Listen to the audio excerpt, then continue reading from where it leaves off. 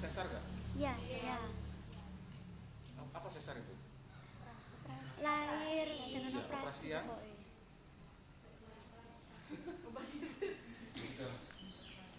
Gini bukan kerisnya begini mas, gini kan ke atas begini. Terus untuk buka kunci balik.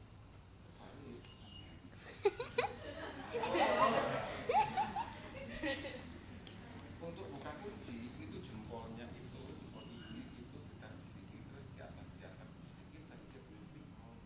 Sudah? Nah sudah.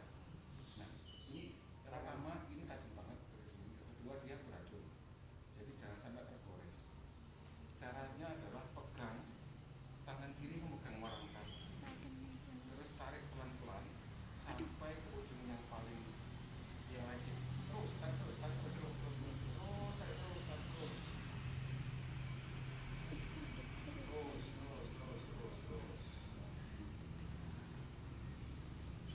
Jadi keris ini itu secara ini keris kuno, keris sepuh tua. Ini ada sepasang naga.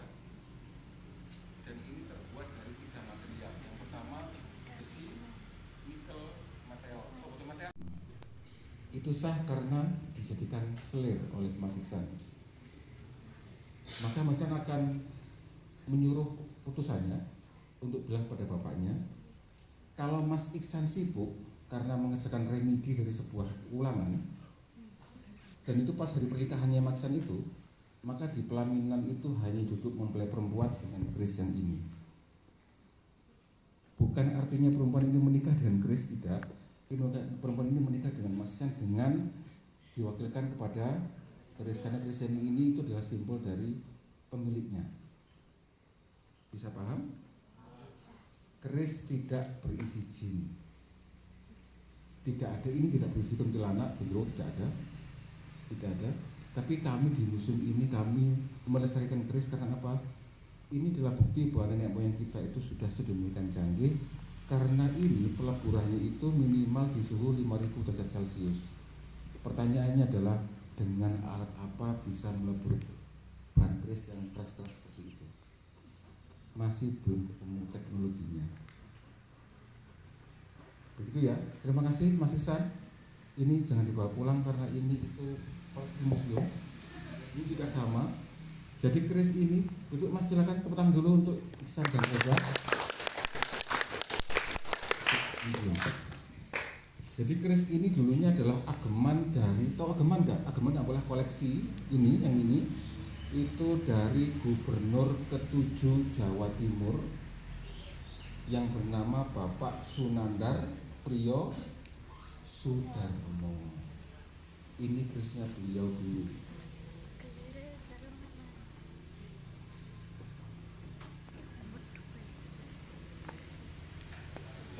Oke, cukup dengan permusiuman dan cagar budaya. Kita sekarang akan belajar sedikit karena waktu juga nggak banyak tentang kerajaan. Pernah tahu nggak kerajaan Singosari? Pernah tahu. Tahu? Pernah. Siapa nama rajanya yang pertama? Lupa. Lupa. Oh, namanya lupa. Berarti Raja Ya. Lupa. Iya. Tapi pertanyaannya adalah, apakah memang ada kerajaan Singosari? Ada. Ada? Pasti ada. Tidak ada. Yang ada itu Kecamatan Singosari. Kalau kerajaannya namanya Tumapel, ibu kotanya Singhasari. Makanya museum kami itu bukan museum Singosari, ini museum Singhasari. Nanti akan ada hadiah untuk kuis. Di topi itu ada huruf aksara kuno itu bacanya Singhasari. Dibaca dari kiri kanan sama. BTS. Tahu Jumbo? Oh iya, kalau cewek-cewek pasti tahu. Di yang cewek-cewek ada yang penggemar K-drama, K-pop. Oh, ya. Ditahan dulu ya Krisna, dipang dulu ya. Tahu marga Kim berarti? Kim siapa? Ada bisa kasih contoh? Terus? Kim siapa lagi? Kim Sokjin, Kim Jimin. Katanya nggak suka, akhirnya tahu. Oh iya terus? Nah, Kim Jenny. terus begini. Kim Taehyung. Era Singasari akhir Kim itu Jenny. ada seseorang yang merupakan masih keturunan bangsawan Singosarian bernama K. Ken Surowareng. Kemudian enggak kasih dapat namanya. Kemudian karena konflik internal, maka Ken Surowareng memutuskan untuk membuat dinasti baru di Timur Jauh, mendirikan dinasti Goryeo. Dinasti Goryeo. Secara folklor, secara cerita rakyat, dipercaya bahwa Ken Surowareng ini sekarang dimakamkan di Korea Selatan.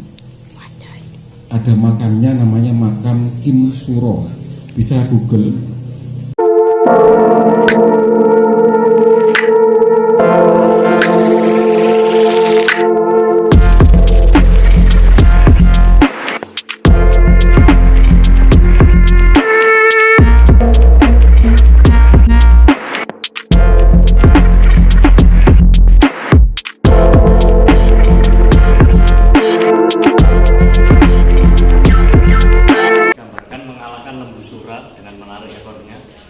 Dan punya pengawal setia yang namanya Mahisa. Jadi ini Durga Mahisa Suramardini namanya. Terus sebelah kiri saya ini koleksi keris-keris asli dari Singosari. Yang ujung kanan itu yang paling tua, koleksi keris Singosari.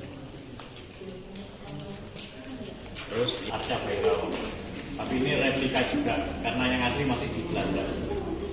Jadi Bhairawa itu adalah perwujudan Dewa Siwa tapi yang sisi negatifnya, Bhairawa.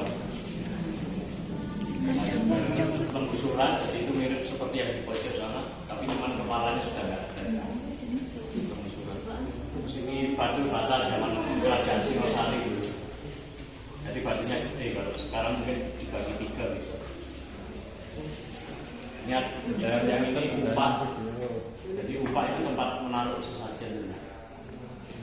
Ini alat penghalus bumbu, ini ada kompor kuno, anglo, ini lumbung padi.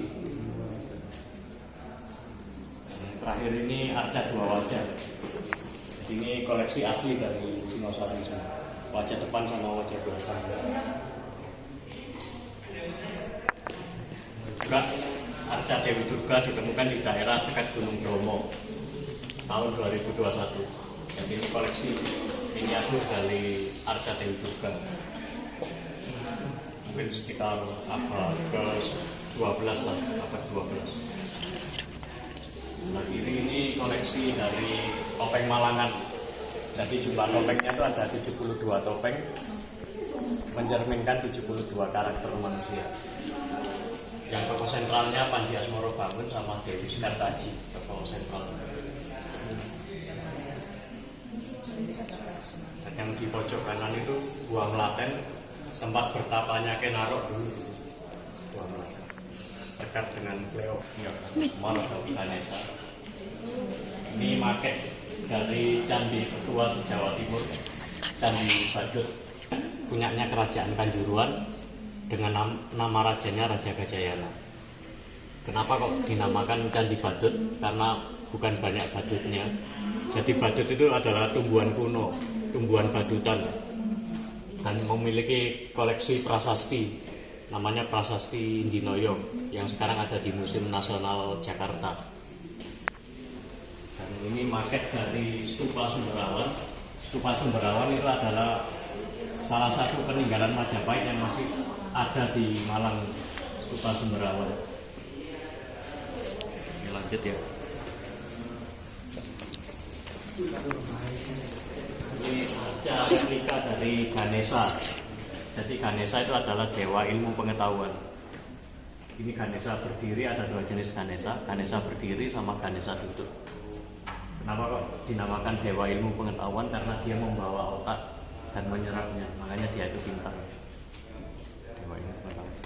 Arca replika dari Lembu Nandi. Jadi Lembu Nandi itu adalah kendaraan dari Dewa Siwa. Makanya kan di agama Hindu kan dilarang makan daging sapi ya, karena alasannya kendaraannya dari Dewa Siwa. Ini adalah arca Dwarapala. Jadi ini Dwarapala terbesar se-Asia Tenggara. Tingginya 4 meter. Kalau di dekat candi mungkin jaraknya 50 meter dari Candi Singosari. Lanjut. Ini yang Stupa Sumberawan tadi, yang salah satu peninggalan Majapahit yang masih ada di Malang. Kono sih titip. Ini nadi suara, kalau di candi biasanya diletakkan di sisi kanannya candi nadi suara, pakemnya dari candi. Ini candi-candi yang ada di Malang. Ini Candi Singosari. Jadi Candi Singosari itu tempat pendarmaan dari Kertanegara, Raja kelima Singosari. Dan ini Candi Jago, tempat pendarmaan dari Raja keempat Wisnuwardana. Dan terakhir ini Candi Kidal. Jadi Candi Kidal itu tempat pendarmaan dari Raja kedua Anusapati atau anak tirinya Kenaro. Dan juga di Candi Kidal ini Bung Karno terinspirasi dan lambang Garuda Pancasila. Dulu di sini, ini lambang Garuda Pancasila terinspirasi dari Candi Kidal. Karena kalau di candi itu biasanya di sebelah kirinya, pakainya candi, diletakkan di sisi kirinya candi. Ini salah satu motif dari Singosari.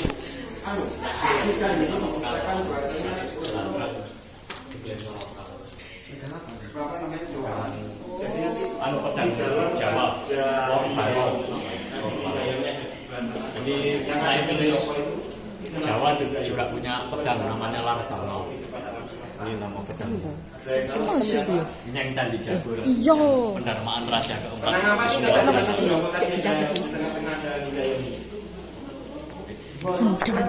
Eranya Ampu Sendok, abad ke-9. Ada teko kuno terbuat dari perunggu, abad ke-9.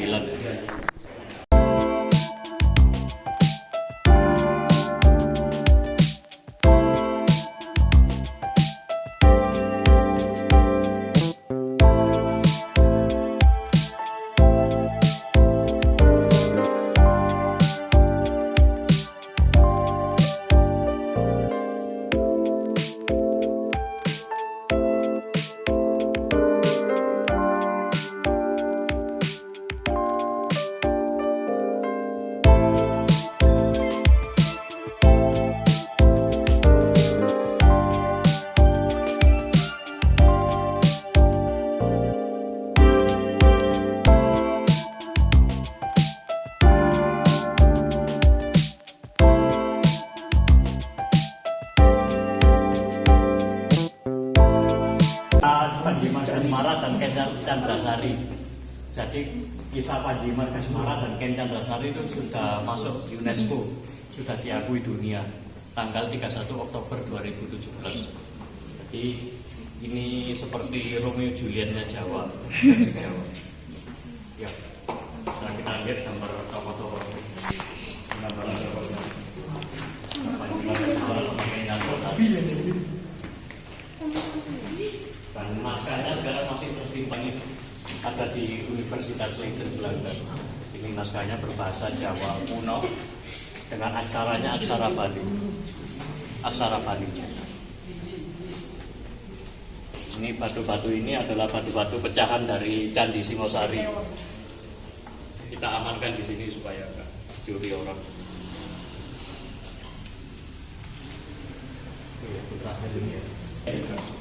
Suasana. Ya, sampai Malaysia, Singapura.